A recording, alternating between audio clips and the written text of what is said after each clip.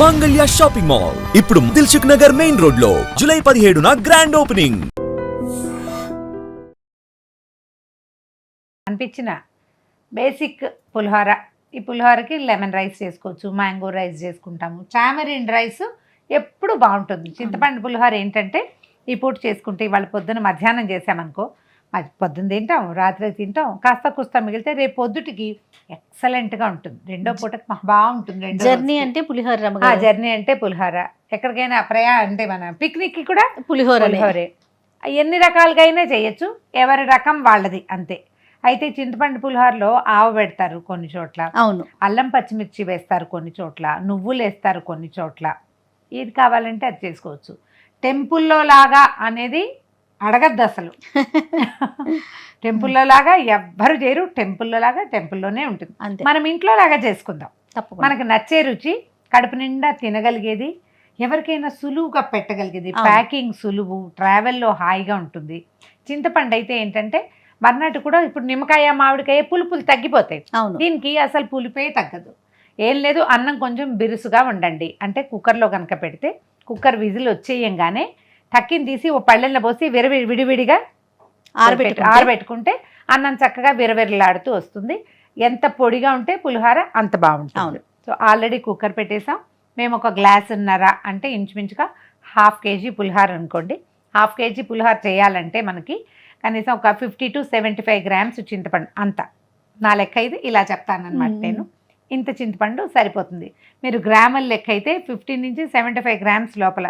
కొంచెం పులిపే తింటాము అంటే 50+ వేసుకోవటం. అవును, పుల్లగా తింటామంటే 70 దాకా దాన్ని తీసుకెళ్ళచ్చు అనమాట. అంతే. ముందుగానే పసుపు కూడా వేసి పెట్టారు అమ్మగారు కుక్కర్.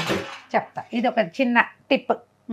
మన అలవాటుని బట్టి మనం పులిహోర కోసమే అన్నం వండుకుంటున్నాం అనుకోండి, మనం రైస్ కుక్కర్లో పెట్టినా, విడిగా వండినా, ఇట్లా ప్రెషర్ కుక్కర్లో పెట్టినా కూడా ఒక 1/2 స్పూను పసుపు, కొద్దిగా 1 స్పూను నూనె వేస్తే అన్నం ఈవెన్గా పసుపచ్చ రంగులో ఉంటుంది, చక్కగా ఉంటుంది. మనం తర్వాత మళ్ళీ కలుపుకోకర్లేదు. పైన పెద్దగా చిటికెడు పసుపు వేసుకుంటే సరిపోతుంది. కనిపిస్తుంది కదా, చూడు. ఎస్, బియ్యం పాతవైతే చాలా బాగుంటుంది పులిహోర. కొత్త బియ్యంతో కొద్దిగా శుద్ధ అవుతుంది. నీకు వేడిగానే ఉంది కదా, ఒక్కసారి మనం ఏం చేయొచ్చు, ఒక తాంబళ్ళం ఒక పళ్ళెంలో పోసేయటము, విడివిడి కొంచెం అలా చేసేయటము. ఇవన్నీ మా అలవాట్లు. ఇళ్ళలో ఏమైనా పద్ధతులు ఉంటే ఆ ప్రకారం ఫాలో అవ్వచ్చు. నేను చెప్తున్నాను కాబట్టి నా ఐడియాలజీ చెప్తున్నాను అనమాట, అంతే. రమ్మగారు ఇదివరకు ఏదైనా పండుగ అంటేనే పులిహోర, ఇప్పుడు అట్లా కాదండి. బ్రేక్ఫాస్ట్కి పులిహోరే, పిల్లలకి బాక్సుల్లోకి పులిహోరే. ఎన్ని పెడుతున్నామంటే చింతపండు పులుసు ముందుగా ఉంచుకోవటం, పెట్టుకోవటం. చింతపండు పులిహోర పొడి వేసుకుంటారు చాలా చోట్ల. ఏమేమి వేస్తారండి పులిహోర పొడిలోన? కొన్ని పప్పులు, తర్వాత ఏమో మెంతులు, మిరియాలు, అవి వేసుకుంటే బాగుంటుంది. ఓకే, నేనేం చేస్తానంటే ఇప్పుడు నా పద్ధతి చెప్తాను అనమాట. మా ఇంట్లో అందరు కూడా ఇలాగే చేస్తారు. కరివేపాకు పచ్చిదే వేసేసి 1 స్పూను నూనె గనక వేస్తే దీంట్లో మనం పల్లి నూనె వేసుకోవచ్చు, నువ్వుల నూనె వేసుకోవచ్చు. ఓకే, బాగుంటుంది. 1 స్పూను ఇంచుమించుగా. నూనె వాసన వస్తుంది అని అనుకోకండి, ఏమీ రాదు, అలాంటిది ఏమి జరగదు. ఈ నూనె వేయటం వల్ల ఏమవుతుందంటే అన్నం అంటుకోకుండా ఉంటుంది, ఆరిపోతుంది. ఆరినప్పుడు ఇది విడివిడిగా వస్తుంది అనమాట. విరవిరలాడుతూ అంటాం, విడివిడిలాడుతూ కూడా అనొచ్చు. తెలుగు నేర్చుకుందాం మనం. పొడి పొడిగా వస్తుంది.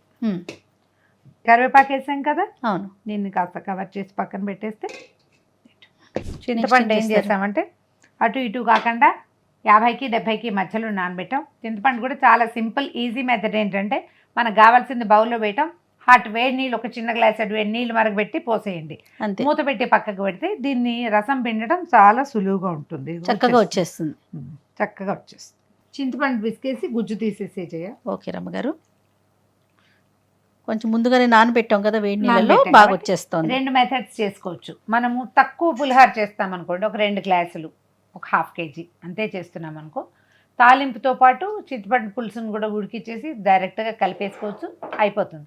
అది మనం చాలా చేస్తామనుకో, ఒక 2 kgలు అలా చేసేటప్పుడు ఏం చేస్తామంటే చింతపండు పులుసు విడిగా ఉడకపెట్టుకోవాలి, తాలింపు విడిగా వేసుకోవాలి. కొద్దిగా చేసుకునేటప్పుడు మనం ఇంట్లోకే చేసుకుంటాము. పండక్కి 4 ఐటమ్స్లో 1 ఐటమ్ పులిహోర అయితే కనుక సింపుల్గా ఒక దెబ్బతోటి అయిపోతుంది.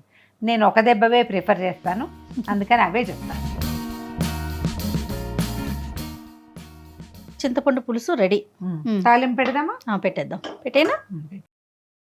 పులుసు ఉడకడానికి సరిపడా మూకుడు పెట్టుకుంటే సరిపోతుంది. ఓకే అండి. ఏదైనా అండి లాంటిది పెట్టుకోవచ్చు, మూకుడు ఏదైనా పెట్టుకోండి వీలుగా ఉండేటట్టు అంతే. పులుసు ఉడకాలి ప్రధానంగా. తాలింపుల డబ్బాలు పెద్దగా ఉంది రమ్మగారు.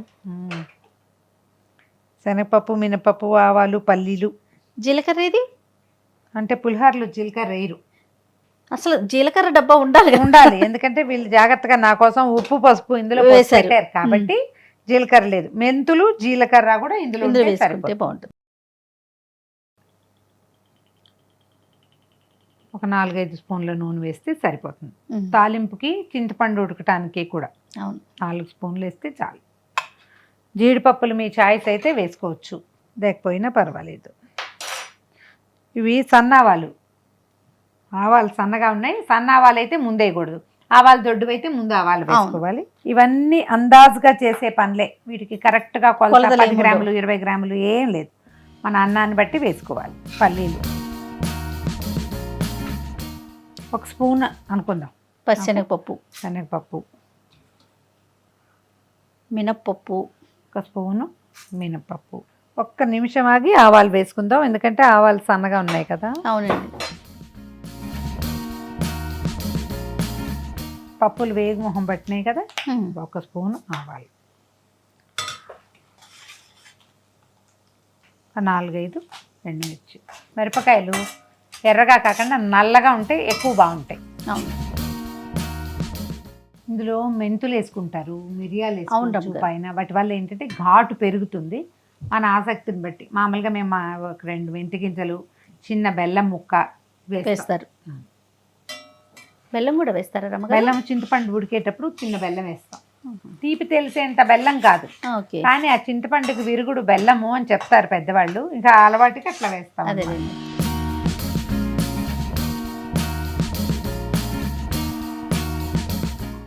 పచ్చిమిర్చి ముక్కలు వేస్తున్నాను. ఆల్రెడీ కొంత కరివేపాకు వేసాం కదా. అవును, అన్నంలో కలిపాం కదా. వేగిన కరివేపాకు రుచిగా ఉంటుంది. ఇది వేగటమే కాదు, ఇప్పుడు చింతపండులో ఉడుకుతుంది కూడా, అందుకని అది కూడా. ఈ వేగిపోయిన తాలింపులో చింతపండు పులుసు తీసి పెట్టాం కదా,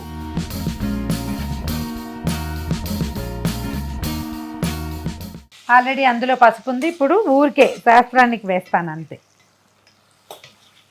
మీరు ఇది కావాలంటే పక్కన పెట్టుకుంటే 2-3 రోజులు ఆగి మళ్ళీ కలుపుకోవచ్చు కూడా. చాలా నెల రోజులు ఉంటుంది అనుకో. తాలింపు వేసి అందుకే చెప్తున్నా, 2-3 రోజులకి బాగానే ఉంటుంది. ఓకే. ఈ లోపల ఏం చేద్దామంటే అల్లం చెక్క తీసి పెట్టాం, కోరేయచ్చు లేదా సన్నగా ముక్కలు చేసుకొని తరిగేసేయచ్చు. ఇది పచ్చిదే కానీ దీన్ని వేయించాల్సిన ఉడికించాల్సిన ఇందులో వేయాల్సిన పని లేదు. పైన పచ్చిది కలుపుకుంటాం, మంచి రుచిగా ఉంటుంది. తురిమితే బాగుంటుంది రమ్మగారు, పిల్లలు తీసి పడేయకుండా బొజ్జలో వెళ్ళిపోతుంది, కలిసిపోతుంది. 2 నిమిషాలు మనకి ఇది ఇట్లా కుతుకుతులాడుతుంది కదా, దగ్గరగా మొహం పెట్టద్దు, వచ్చేస్తుంది. దగ్గరగా మొహం పెట్టకండి, చిట్లుతుంది. ఇదంతా ఇట్లా ఆ నూనె అంతా పైకి వచ్చేస్తే ఇది నిలవ ఉంటుంది అన్నమాట. ఓకే. అన్నంలో కలిపినప్పుడు కూడా అన్నం తడిసిపోదు, జిడ్డు మాత్రం ఉంటుంది. ఓకే. చిన్న బెల్లం ముక్కేస్తున్నాను ఇది. ఓకే. ఓకే.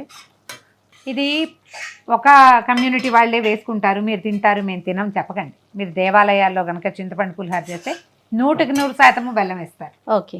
ఇది బాండీ కనుక ఐరన్ అయితే ఇంకా మంచిది, మనకి బాడీకి ఐరన్ కూడా పడుతుంది. అవును. స్టీల్ దాంట్లో పెట్టుకున్నాం కదా, ఐరన్ దాంట్లో ఉడికిస్తే ఇంకా మంచిది.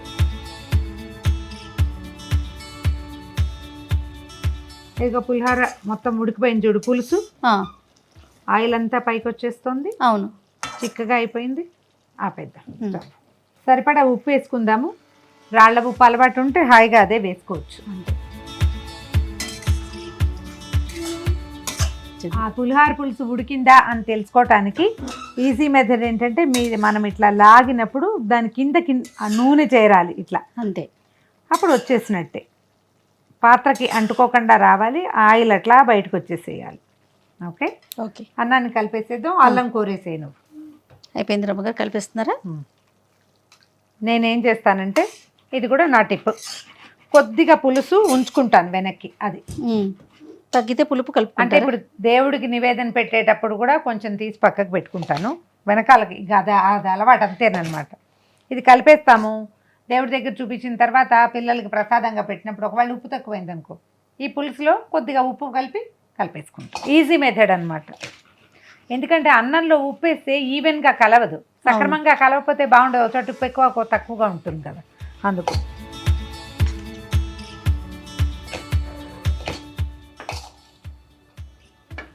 గుమగుమలాడుతుంది వాసన చూసావా? అల్లం వేసాక ఇంకా బాగుంటుంది.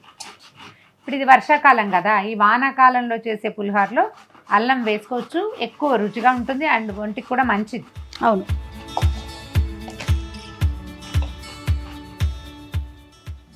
ఈ కోరేసిన అల్లం ఇంచుమించు ఒక 2 ఉన్నప్పుడు కూడా చేసేసుకోవచ్చు. నేను చెప్పినట్టు ముందే కనుక మనం పులుసు ఉడికిచ్చి కనుక పెట్టుకుంటే రాత్రి చేసేస్తే పొద్దున్న పెక్కగా అయిపోతుంది. మనం అన్నం కనుక వండి పెట్టేసుకుంటే మీరు అన్నట్లు పులుసు కూడా ముందే పెట్టుకుంటే ఇంకా ఈజీ అయిపోతుంది. పొద్దున వెళ్ళాలంటే రాత్రి చేసి పెట్టుకుంటే పొద్దుటికి ఈజీగా అయిపోతుంది. కానీ ప్రసాదాలకి వాటికి ఎందుకో పులుసు ముందే వండుకుంటే పండగకి కాదు, నివేదనకి కాదు, యూసేజ్కి మాత్రమే.